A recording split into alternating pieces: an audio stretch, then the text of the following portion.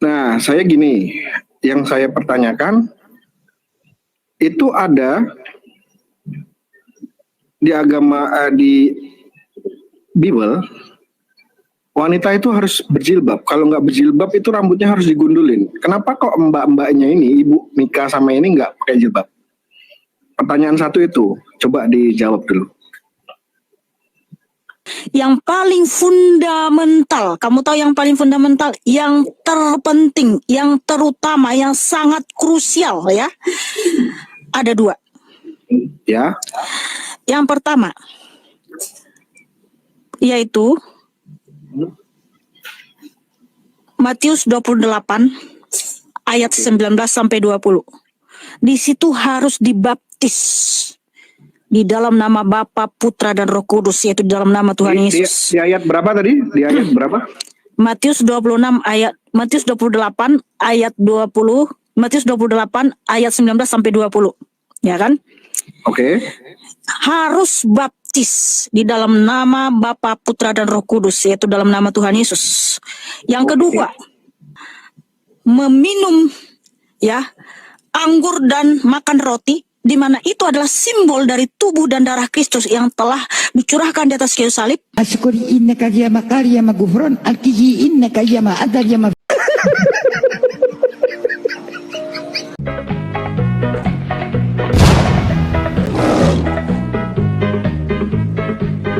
Assalamualaikum warahmatullahi wabarakatuh, sahabat semuanya. Jumpa lagi kita ya.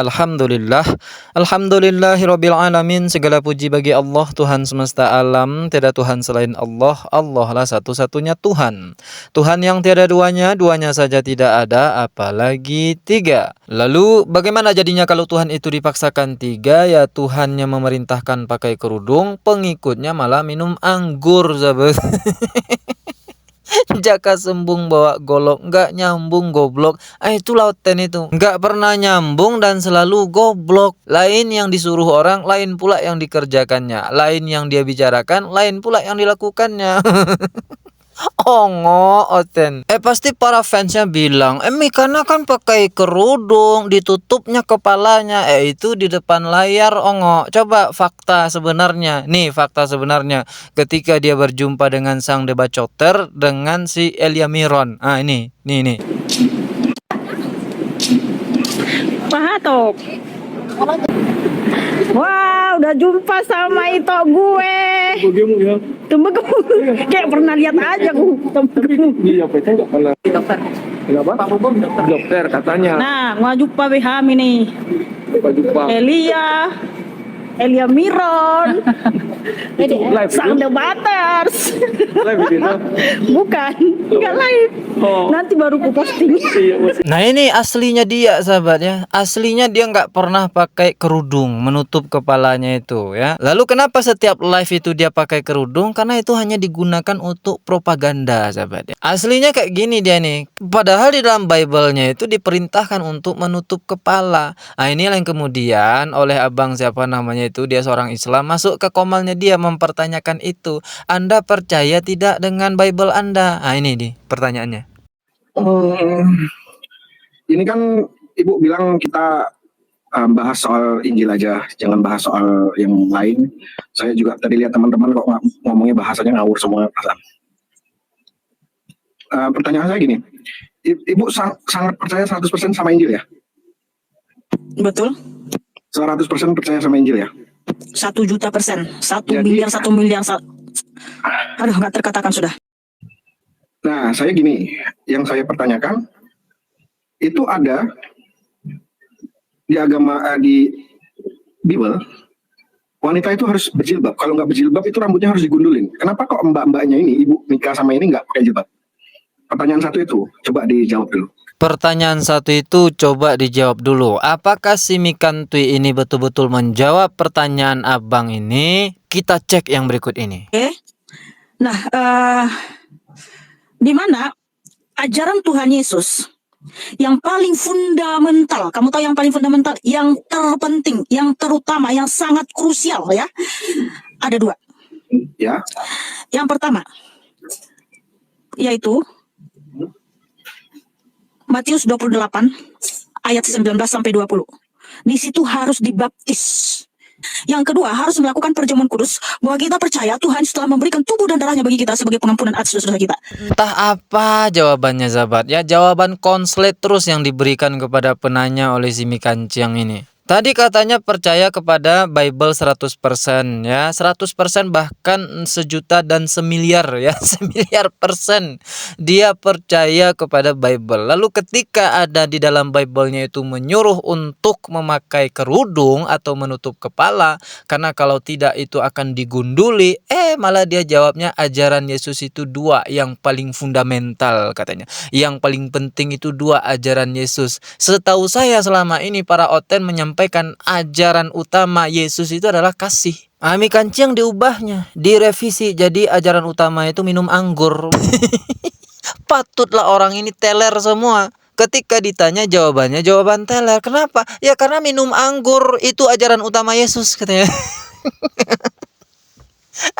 Makanya abang yang bertanya ini, dia mengatakan, saya atau umat Islam itu lebih Kristen daripada Kristen. Karena umat Islam lah yang telah melakukan apa yang diajarkan oleh Yesus. Pakai kerudung kata Yesus, umat Islam melakukan. Bersunat, umat Islam melakukan juga.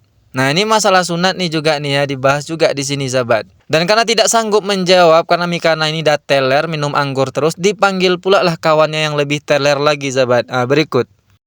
Saya lebih Kristen daripada orang Kristen sendiri, itu ada jawabannya dan alasannya. Kita Muslim.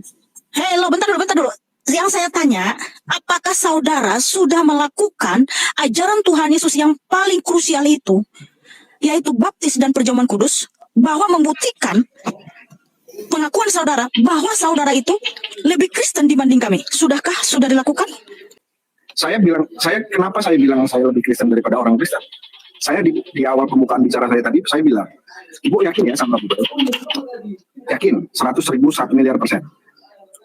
Di Bible, Yesus bilang, kita Muslim, ini alasan saya kenapa saya bilang saya lebih Kristen ya. Yang satu, abang sunat nggak? Abang bilang nggak? Oke, sunat. Di mana Tuhan Yesus mengajarkan sunat? Saya mau tanya, di mana Tuhan Yesus mengajarkan sunat?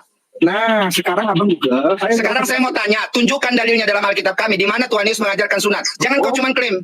Oke, saya tunjukkan. Kalau ada tunjukkan, Oke. Ini ya. Silakan. Di mana? Nah, diundangnya yang lebih teler sahabat. Di mana ayatnya di dalam Bible bahwa ada perintah sunat? Ini Kejadian 17 10 nomor 10.